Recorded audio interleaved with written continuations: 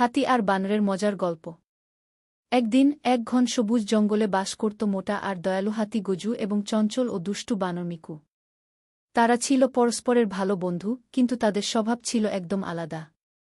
গজু ছিল ধীর, স্থির আর শান্ত প্রকৃতির, আর মিকু ছিল দুরন্ত, লাফালাফি করা আর সারাদিন দুষ্টুমি করে বেড়ানো এক বানর।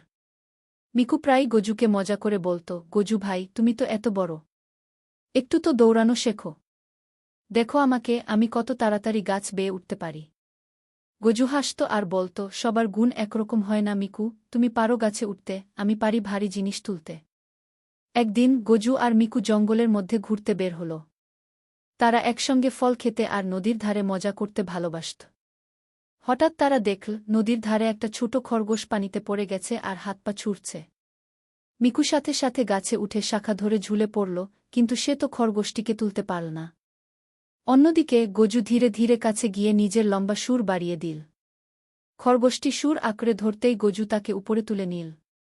খরগোশ ধন্যবাদ জানিয়ে বলল, গজু ভাই, তুমি না থাকলে আমি তো ডুবেই যেতাম। মিকু একটু লজ্জা পেল, সে বুঝল গজুর মতো বড় আর শক্তিশালী হওয়াটাও দরকার।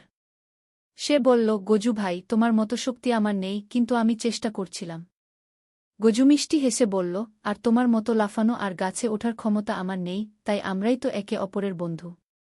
এরপর থেকে মিকু আর গজু আরও ভালো বন্ধু হয়ে গেল। তারা ঠিক করল একে অপরকে কখনো ছোট ভাববে না, কারণ প্রত্যেকেরই আলাদা শক্তি ও দক্ষতা আছে।